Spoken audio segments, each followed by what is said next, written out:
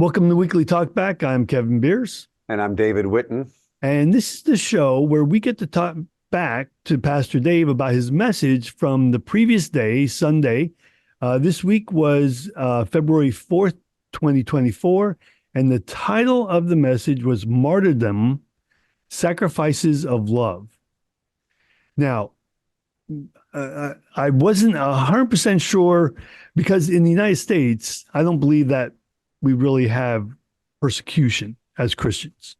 We do have a growing, what we call it, a growing opposition to Christianity, but I don't believe we're actually being persecuted.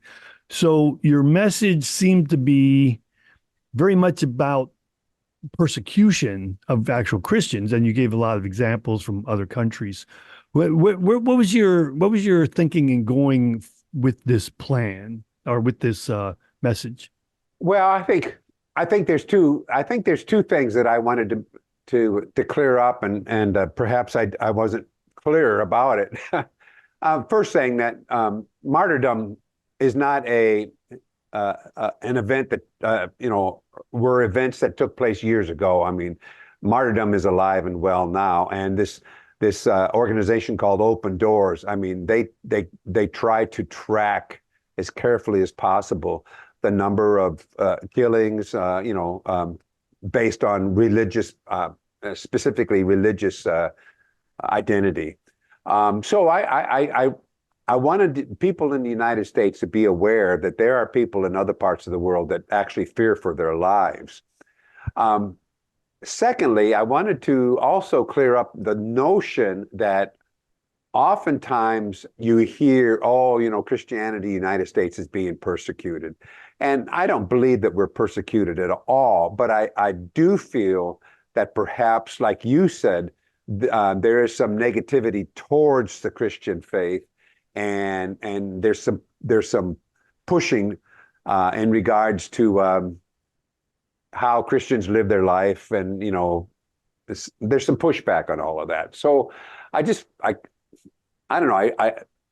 I kind of wanted to make sure that we were aware that there actually is just as much persecution in the world today as there were years ago, and even in first and second century Christianity.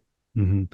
Yeah, and I thought about that because, for instance, on social media, I like to get into discussions on social media. I'm really just trying to have a conversation. But when it revolves around, well, specifically abortion, I'll say that one right out.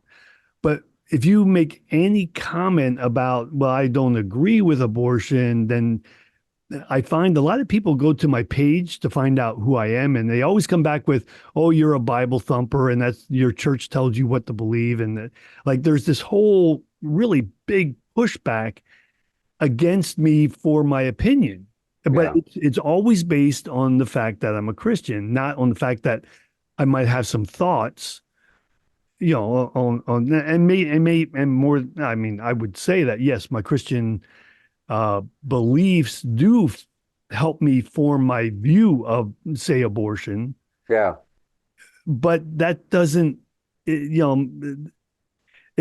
one of those things like I find it's used as a weapon against me, I guess is what I'm saying. But I don't feel persecuted, like you Yeah. were saying. I Yes. don't think that's persecution. That's just someone's trying to form an argument that, they feel they can win, where I'm just trying to have a discussion, but that, that's either here nor there. It's just, I do see a lot of Christians saying that they feel persecuted. Right. And I often thought, you don't really know what persecution is if someone disagreeing with you or trying to use your Christianity back against you in an argument. If you're going to call that persecution, I don't know what to tell you about what actual persecution is. Exactly. Yeah. Exactly. I think that was I was hoping in the sermon to kind of enlighten people that, yeah, what we call persecution in the United States is not persecution. Right. I think we have it so good here that any negativity just feels Yeah, it feels like, wrong. I mean, it's So, like the whole cake issue, the guy making a cake for a gay couple, or his refusal to make a cake for a gay couple. I mean, that just, people will say, you see, there's an example of persecution right there, but that's not persecution. I mean, that's a liberal conservative clash, perhaps, but right. it's not persecution. Right. Yeah. There was one line in your sermon. Actually, I highlighted it when I pulled the sermon out as its I, own individual video I noticed that. that I used was the tyrant dies and his rule is over. The martyr dies and his rule begins. Yeah, And that's something I've talked about a lot, actually, because if you think about it, for instance, when Jesus died on the cross, a lot of people go after, hey, the Jews were the ones who, the Jews killed Jesus and we should be mad at the Jews about that. When in actuality, Jesus chose to die. Like it was part of the plan. He had to choose it. But in doing so, because he was wrongly put to death, he became, well, you made the case that maybe he is the first martyr of the Christian faith, whereas yeah, others will say Stephen was. yeah. But the fact that he was publicly humiliated and killed, his message has lived for over 2,000 years now. Yeah. And had he not died, it might have died out very quickly. I, yeah, I think that's exactly right, and I think that's what it was a Soren Kierkegaard quote, but I think that's basically what he's saying. You look at all the people that basically were killed for their faith, and you'll see a following, and an increase in following. Martin Luther King Jr. perhaps. Actually, I was going to bring him up because his message, while it was making some headway, was actually moving very slowly. Yeah, And when he was assassinated, he became a martyr, and the huge movement just grew from that, and it changed the way this country operates. absolutely. I mean, even and I don't want to say that George Floyd was a martyr, but his death increased an awareness for some people that it wouldn't have increased otherwise. I like to think of a better example than George Floyd, but I mean, I think that's true. Where tyrants, once they're dead, good riddance kind of thing. Exactly. And they're only remembered until the people who were alive at the time they were alive. Yeah, Um, once they're gone, the memory of what, yeah, it's in the history books or whatever, but it doesn't carry any weight anymore.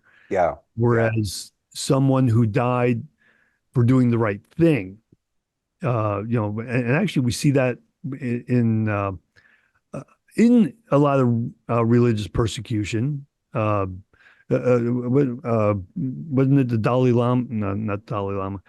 Someone was in prison for what they did. Gandhi, are you Gandhi, speaking? thank Yeah. thank you. Oh my goodness, Hmm. I couldn't even. Now he was basically a martyr even without being killed. Hmm. That created an entire movement. It was that strict persecution of him Exactly. that The Nelson Mandela would be another one. He was in jail for 30 years for speaking out against apartheid, and he developed a following because of that persecution. I think it was a stronger movement with him being in jail than perhaps it would have been if he was out of jail in some ways. right. I've thought about this because the Bible says, like God basically prunes the bush, gets rid of the dead weight, that kind of thing. And I think that's one of the reasons why, and in your message, you mentioned this, that under persecution, the Christian church grows exponentially. Yeah, And I think one of the reasons that might be is because when the persecution comes, I'll call it the dead weight, leaves the faith essentially, or leaves the church. And then what's left is this core group that is so strong in their faith that, in a sense, what got pruned off was watering them down. And now they're not watered down anymore. Now they're a force. And that force can really grow and roll. yeah. Yeah. You know, I agree. I I think kind of that's view true, and that. I think history proves it. The fastest growing churches in the world today. I mean, are churches that are under oppression. China being one of them. Some of the churches in sub-Saharan Africa. I mean, they just continue to grow strong, despite the persecution or in spite of the persecution.